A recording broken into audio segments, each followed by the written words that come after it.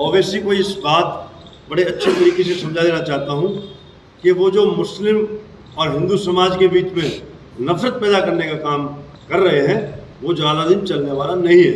कि एक गैर कानूनी तरीके से, गलत तरीके से 50 गज की जगह पर 3 मंजिल बना करके उसको मस्जिद का रूप दिया।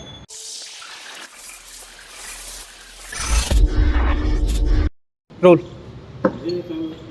गोवर्धन पूजा की गई, उसके बाद ओबीसी का एक ट्वीट आया है जिसमें उसने कहा है कि हिंदू ऐसे मर गए। क्या कहेंगे आप इस? ओवैसी जैसा व्यक्ति ना ये व्यक्ति मुसलमानों का रक्षक है, ना ये हितैषी है, ना ये हमारे भारतवर्ष का हितैषी है। और मैं आपके माध्यम से ओवैसी को इस बात बड़े अच्छे तरीके से समझा देना चाहता हूँ कि वो जो मुस्लिम और हिंदू समाज के बीच में नफरत पैदा करने का काम कर रहे हैं वो ज़्यादा दिन चलने वाला नहीं है। और इस प्रकार की भाषा से वो मुस्लिमों का ना समर्थन प्राप्त कर पाएंगे और ना ही वो जो है हिंदुओं का समर्थन प्राप्त करेंगे। तो वो अपनी मर्यादा में रहें। और मैं एक और आपके चैनल के माध्यम से मांग करता हूँ कि जो ओवैसी अपने साथ अधिवक्ता एडवोकेट की जो बात करते हैं, इनकी इस डिग्री की भी जांच होनी चाहिए कि क्या ये डिग्री कहीं पाकिस्तान से तो इन्होंने प्राप्त नहीं की है, क्योंकि हिंदुस्तान का जो महाविद्यालय, कानूनी जो शिक्षा देने वाला महाविद्यालय है, वो इस प्रकार की भाषा किसी को भी नहीं सिखाता है। सर, जो अखबार ने हिंदुत्व पे सवाल उठाए, क्या आपने उसकी अखबारी कंप्लेंट की कहीं पर? अभी हम आपके माध्यम से उनकी बात का जवाब दे रहे हैं। अगर आवश्यकता पड़ी तो निश्चित रूप से कानूनी कार्रवाई से भी पीछे हम लोग नहीं हटेंगे। ओबीसी जी ने अपनी ओछी राजनीति दिखाते हुए एक प्रकार से मैं उसको देशद्रोह, देश के खिलाफ किए गए ट्वीट की संज्ञा दूंगा। और उसके तहत उसने मुसलमानों की सहानुभूति बटोरने के लिए उनका एक छत्र नेता बन करके उनके वोटों पर खेलने के लिए ऐसा ट्वीट किया है जिसकी मैं भर्त्सना करता हूँ, निंदा करता हूँ और उसकी पूरी आलोचना करके और ये बता रहा हूँ कि उसके ऊपर देशद्रोह का मामला चलना चाहिए कि ये एक प्रकार से देश के खिलाफ काम किया है। पूजा की थी, अल जजीरा नामक अखबार है, वेबसाइट है, उसने लिखा है कि ये मुस्लिमों को परेशान करने की राजनीति कर रहा है। क्या मानते हैं आपने, क्या सच्चाई है? हिंदू अगर अपना कोई त्यौहार मनाते हैं, अपनी पूजा करते हैं एक दायरे में रह करके, हमने सेक्टर 14 जिसके अंतर्गत गोवर्धन चौक आता था जहाँ पर कल हमने पूजा की, उसमें हमने बाकायदा सूचना दे करके उसकी रिसीविंग ले करके उनको बता करके तरीके से प्रशासन को भी बता करके, क्योंकि वहाँ नमाज प्रशासन ने पहले ही कैंसिल कर दी थी, इसलिए किसी प्रकार का टकराव नहीं था। हम अगर पूजा करते हैं तो वो मुसलमानों के खिलाफ कैसे हो जाती है मैं समझता नहीं, और मुसलमान भी इसको खिलाफ नहीं मानते। पता लगा, हम वहाँ नहीं थे, कि वो भी पूजा में शामिल होने आए थे, वो अलग था कि वो कार्यक्रम समाप्त हो गया था। सर, एक सवाल, आपने बात की सार्वजनिक स्थान पर नमाज नहीं पढ़ने दी जाएगी। आपने जो सेक्टर 12 की बात की है वो सार्वजनिक स्थान है या गोवर्धन चौक है? गोवर्धन चौक एक नाम है, जगह वो सार्वजनिक है, सबके लिए है, उस पर नमाज पढ़ने का प्रश्न ही पैदा नहीं होता। वो स्थान उनकी सहमति से पहले ही अबोलिश हो चुका है। कि भारत में ओवैसी जैसे, जमोई जैसे, तस्लीम रहमान जैसे ऐसे लोग चैनल्स पर बैठकर या ट्वीट करके जो जहर फैला रहे हैं। मैं कल एक टीवी चैनल देख रहा था, उसमें जमोई ने कहा कि हम कब्जा करने के लिए इस प्रकार की प्रक्रिया नहीं अपनाते।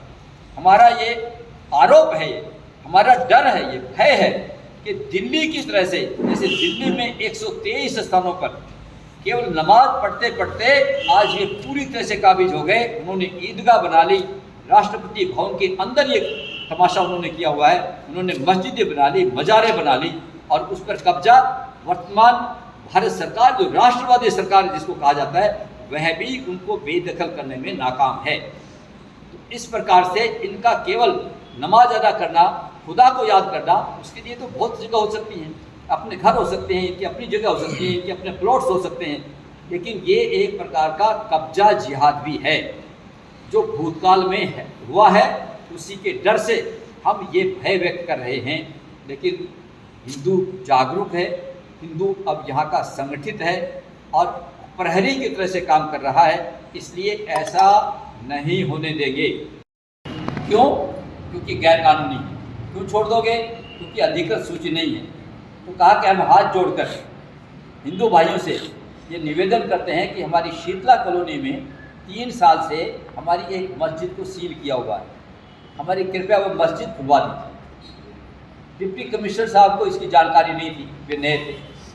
उन्होंने कहा हम क्या दिक्कत है, क्या बात है? तो हमने वहाँ पर ये उनको बताया कि एक गैर कानूनी तरीके से, गलत तरीके से सरकारी कानून कायदे को ताक पर रख करके वहाँ पर एक मस्जिद बनाई गई। एक घर लिया गया, बड़े षड्यंत्र के तहत किसी से GPA करवाया और वहाँ पर 50 गज की जगह पर 3 मंजिल बना करके उसको मस्जिद का रूप दिया। हम लोगों ने इसका विरोध किया, दस्तावेज पेश किए। सरकार ने, प्रशासन ने इसके लिए एक समिति गठित की। मैंने DC साहब को बताया, उसमें आपके साथ SDM उसके चेयरमैन थे उस समय के। बाकायदा एक फाइल बनी हुई है, कृपया आप उस फाइल को देख लीजिए। उसके बाद आपको लगता है कि वो गलत तरीके से बंद है, आप खोल दीजिए। आपको लगे कि वो वाकई में बंद होनी चाहिए, बंद रहनी चाहिए, उसको खोलने का पाप मत कीजिए, क्योंकि ऐसा पाप उस समय के कमिश्नर D सुरेश को करने से हमने रोका था। उस मस्जिद का आपको सब मीडिया को पता होना जरूरी है। इनके प्रभाव में आकर के, दबाव में आकर के उस समय के कमिश्नर D सुरेश ने मीडिया के सामने और ये घोषणा कर दी थी कि 24 घंटे में उसको डीसील कर दिया जाए। जैसे हमें पता लगा, हमने आपात बैठक बुलाई। 35 हमारे वरिष्ठ लोग यहीं पर प्रांगण में विश्वविद्यालय के या जो कार्यालय है संयुक्त समिति का या इकट्ठे हुए, और मैंने सबके सामने स्पीकर ऑन करके डीसीपी को फ़ोन किया। सुमित जी वहाँ डीसीपी थे, और सीआईडी के हरमिंदर को फ़ोन किया कि आप अपने स्पीकर में रिकॉर्ड करो जो हम बोल रहे हैं। और हमने कहा कि यदि किसी प्रशासनिक अधिकारी ने यह कानून अपने हाथ में लेकर के अगर ये खुलवाने का, मस्जिद खुलवाने का जुर्म किया, तो सुबह 10 बजे हाई कोर्ट में उसको उल्टा लटका देंगे। उसको उल्टा लटका हुआ हम देखेंगे, हम सुबह ही उनको वहाँ पर पेश कर देंगे। ठीक 15 मिनट के बाद फिर उनको कहा कि ये रिकॉर्डिंग उनको सुना दो D सुरेश को। उन्होंने सुनाई। 15 मिनट में फिर मीडिया बुलाया। उन्होंने कहा मेरा कहने का ऐसा मतलब नहीं था, मैंने ऐसा कुछ नहीं कहा, मैंने डीसील कराने के लिए कुछ भी नहीं कहना है। प्रशासन ने उस दिन एक बहुत क्लियर किया, मैं आपके माध्यम से पहुंचाना चाहता हूं, ये बात कहीं आधी अधूरी रह जाती है। जिला उपायुक्त ने स्पष्ट तौर पर उनको बताया कि सार्वजनिक जगह का प्रयोग किसी भी धार्मिक गतिविधि के लिए असंवैधानिक है, ऐसा शब्द प्रयोग किया उन्होंने, गैर कानूनी है, वह प्रशासन नहीं होने देगा। उसमें भले ही हिंदू हो चाहे भले ही मुस्लिम हो। यदि किसी मुस्लिम समुदाय को अथवा हिंदू समुदाय को कोई वर्ष में एक आधा कार्यक्रम बड़ा करना हो, जिसमें कोई गोवर्धन पूजा हो सकती है, कोई दिवाली का पूजन हो सकती है, या कोई ईद की उत्सव मनाने की बात हो सकती है, तो उसका लिखित रूप से स्वीकृति मांगने पर एक दिन के लिए कोई उचित लगेगा तो प्रशासन वह स्वीकृति देगा, अन्यथा किसी को भी इजाज़त नहीं देगा।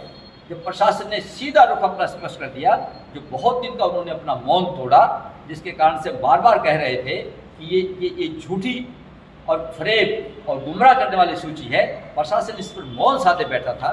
3 तारीख को मौन तोड़ दिया, वहाँ पर इस विषय पर विराम लग गया, सूची पर विराम लग गया।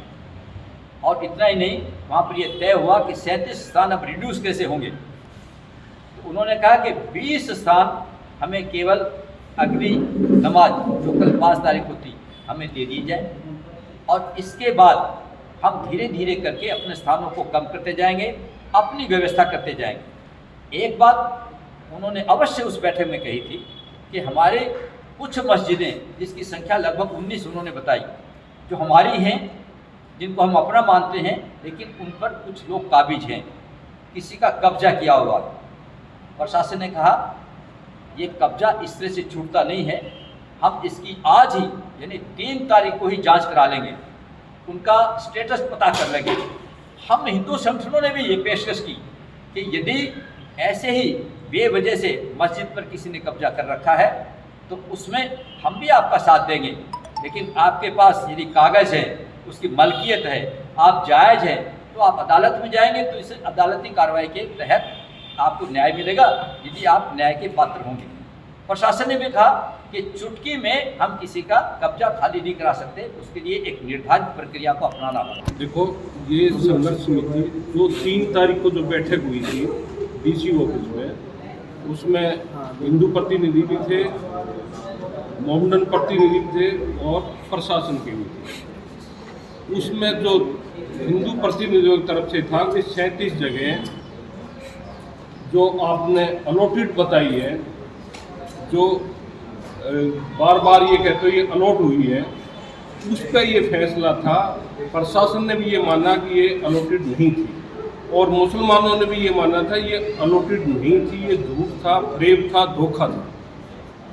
और उनमें से एक अराफात नाम का एक मेंबर था मुसलमानों का, उसने तो यहाँ तक भी कहा जहाँ झूठ का स्थान था, जहाँ धोखा था, जहाँ बंदूक के नोक के साए पे जो नमाज होती थी, वो हमारा खुदा कबूल नहीं करता।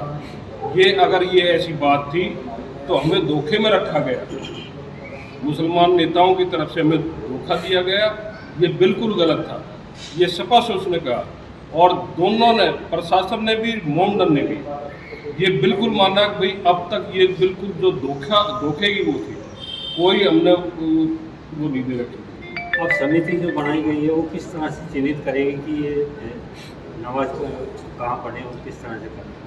समिति कोई चिन्हित नहीं करेगी, कहीं भी खुले में नमाज सार्वजनिक स्थान पे नहीं होगी। ये प्रशासन ने मान लिया और उन्होंने भी मान लिया। अब वो जहाँ मर्जी करें, अपनी मस्जिद में करें, ईदगाह में करें, अपने कहीं घरों में करें, अपनी जगह पे करें, सार्वजनिक स्थान पे कहीं नहीं करेंगे। ये उन्होंने मान लिया, प्रशासन नहीं मान लिया। समिति किस लिए फिर बनाई गई है? समिति का औचित्य क्या है?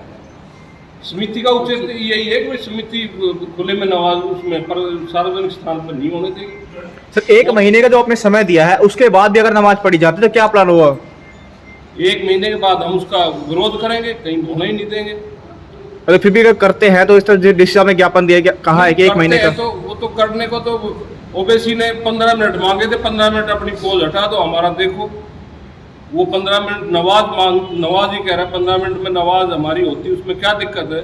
वो तो 15 मिनट के लिए कह रहा था कि फौज हटाओ, फिर देखो। अब वो भी हम 15 मिनट ये करेंगे, हम देखेंगे उसको भी।